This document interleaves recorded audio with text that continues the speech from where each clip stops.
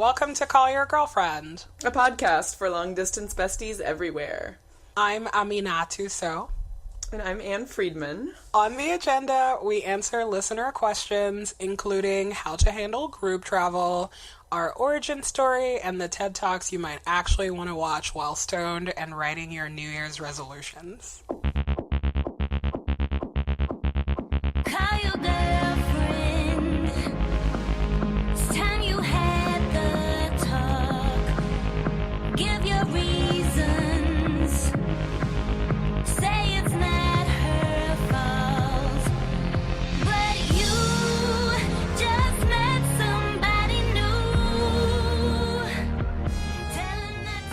Let's see. We are a group of 6 semi-long-distance besties scattered across the East Coast in Philadelphia, Maryland, New York, and Boston. We recently discovered your podcast, etc., etc. Basically, they want to take a big trip together. It says, you both seem like well-traveled individuals with respectable taste. Unclear. So we're hoping you can shed some light on interesting experiences you've had or other suggestions for what we should or shouldn't do on a trip together. Additionally, we'd love to hear stories from any memorable trips you took in your 20s with your girlfriends for some jet-setting inspiration. I feel hopeful about this. And, I mean, we got this. We take really good trips. We do, but they're mostly working trips. I think it's a 50-50. I think so. I don't know. I will speak for myself. I think I go on fabulous vacations with my friends. I mean, first of all, I think that we have a commitment to luxury. I feel that traveling with you has really upped my expectations of what I need in a vacation hotel, namely robes. Yes, robes. I remember one time you wouldn't let me have the water at a hotel because you were like, it's not free. And I was like, no, it's complimentary. It's fine. Do your homework. 6 people traveling you're probably not going to stay in a hotel unless you guys are ballers. I recommend Airbnb is your friend here because you probably want to all stay under the same roof. And I don't know, I feel so these ladies are all in the East Coast. Mm-hmm. For me, I guess the most important thing when I'm traveling with people is knowing that, we're all on the same wavelength of chill.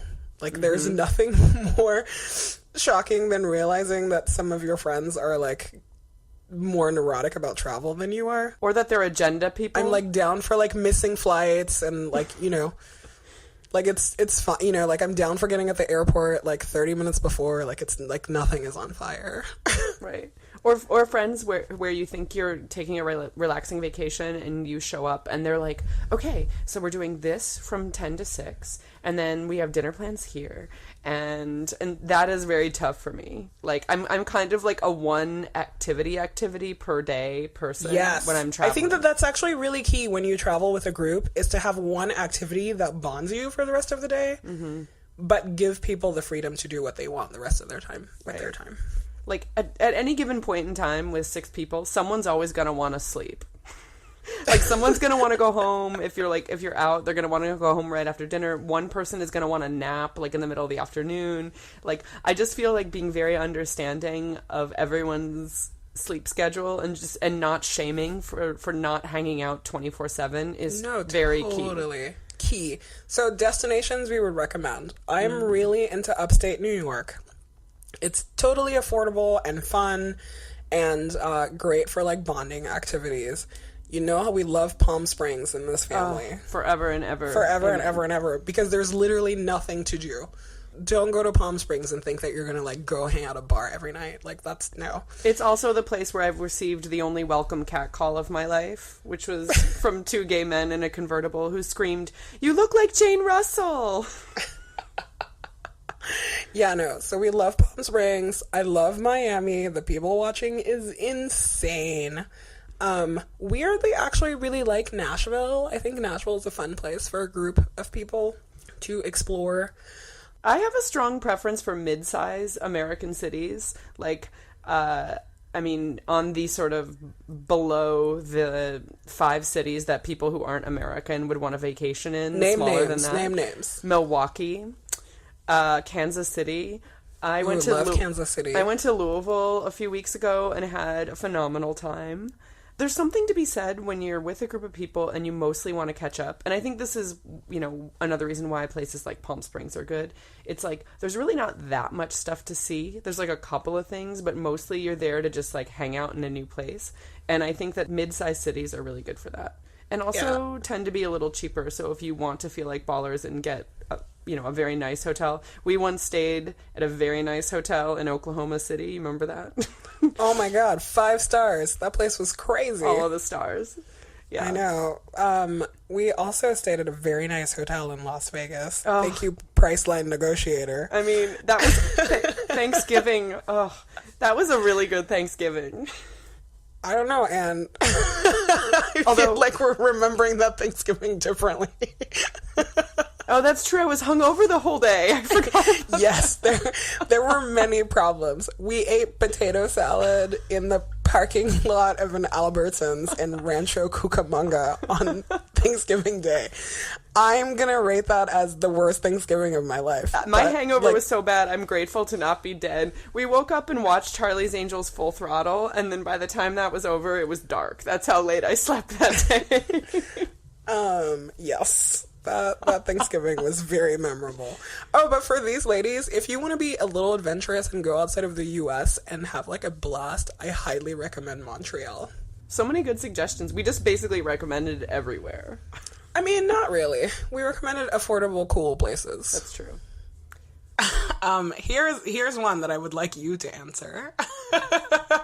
How did you start the podcast? Maybe too soon to hit your origin story, but I'm interested in learning your process for coming up with the show ideas. The podcast to begin with, how did you get sponsors or at least get on iTunes, etc.? Oh my God. And how did the podcast start? I mean, I think you and I were like, ladies need to be doing podcasts, and then we realized we were ladies and should do a podcast. Is that how it came about? I think I remember it a little differently. That one Gina Delvac, producer of the show, was like, you ladies should do a podcast. Oh, yeah. Like, shit. And we were like, what's a podcast? I think we had said, oh, yeah, more ladies should do podcasts. And she was like, yes, cough, cough. I think that right. Gina approached us about this like one Desert Ladies. But, you know, as you know, many things happen at Desert Ladies that cloud one's like memory and judgment. So... I think that we'd had this idea for a long time, and we didn't like take it seriously for a while because, you know, audio is hard, and then Gina was like, you have to buy these microphones, and we were like, what? Like, that sounds crazy. That's not true. We were excited about the gear. Speak for yourself. Yeah, I think it took like a couple of months, and then I specifically remember, like, driving around Hollywood when we were like, hey...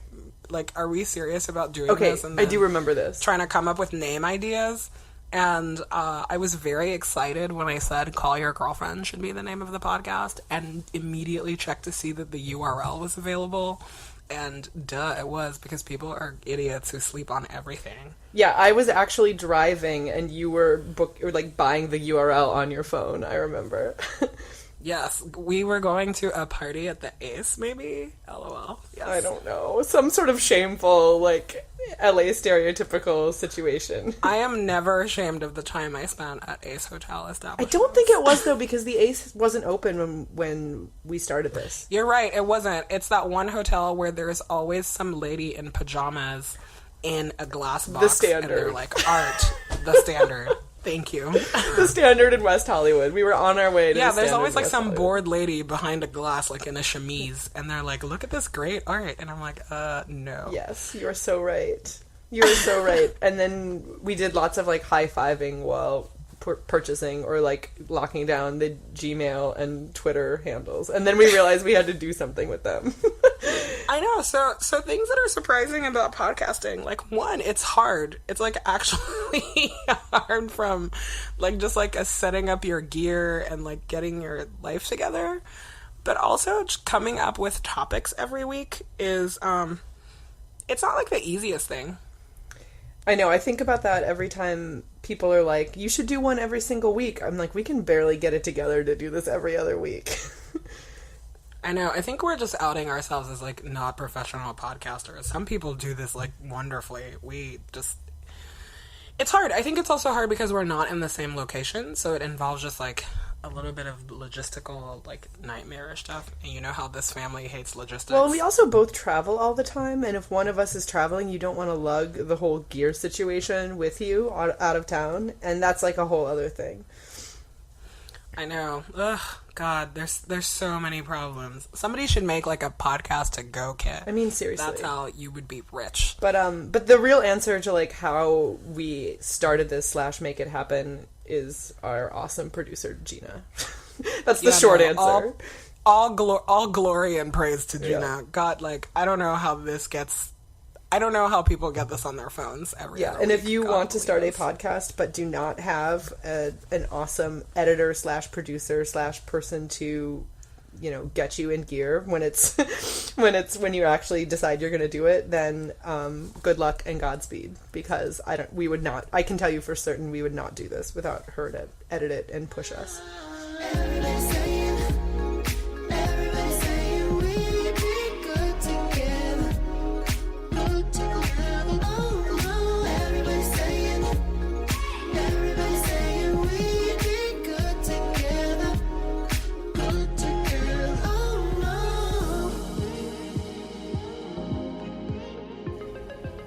Okay, next question. Are there any TED Talks that anyone would ever want to watch for any reason? Oh my God. First of all, I don't know why you're laughing, because yes, there are. TED Talks are, like, much maligned, and I won't go into the depth of, like, TED Talk justness that I know, but I will say this. There is one TED Talk that I consistently recommend to people, and it's by Amy Cuddy, and it's about how power posing can change your life and your career, and it's all about body language. I probably watch it, like, once a month, and I definitely power pose every day at work. And it's all about, like, how, you know, like, power poses, like, it affects how others perceive you, it changes your body chemistry, it affects the way you do your job and you interact with people. I want to say to you, don't fake it till you make it. Fake it till you become it. You know, it's not, do it enough until you actually become it and internalize. The last thing I'm going to leave you with is this. Tiny tweaks can lead to big changes. So this is 2 minutes. 2 minutes, 2 minutes, 2 minutes. Before you go into the next stressful, evaluative situation, for 2 minutes, try doing this in the elevator, in a bathroom stall, at your desk behind closed doors. That's what you want to do. Configure your brain to cope the best in that situation. Get your testosterone up. Get your cortisol down. Don't leave that situation feeling like, oh, I didn't show them who I am. I don't know. It's very emotional. At one point in the TED Talk, she, like, chokes up. It's, like, great. It's only 21 minutes. Definitely watch it. I credit, like, 45% of my success to power posing. I mean, that is the perfect answer. It's, like, basically, yeah, it's, like, her advice for, like, how can you be confident and reduce stress in your life? And I'm like, well, wouldn't you watch a TED Talk on that? But I feel like all TED Talks are always promising to deliver things like that, and then never actually delivering. So the fact that you endorse that it delivers, it means I will watch it. Okay. I love that. Awesome. Well... yeah, that's all I got. I mean, that seems like a decent place to close out the year. Email your questions to callyrgf@gmail.com. Tweet us at callyrgf. And you can subscribe to the show, if you don't already, on iTunes and catch up on episodes you might have missed at callyourgirlfriend.com. Are you interested in sponsoring Call Your Girlfriend? Great. Email us. callyrgf@gmail.com. And we look forward to hearing from you. We will be back in the new year. So see you on the internet. Oh my god, that was at the same time. I can't.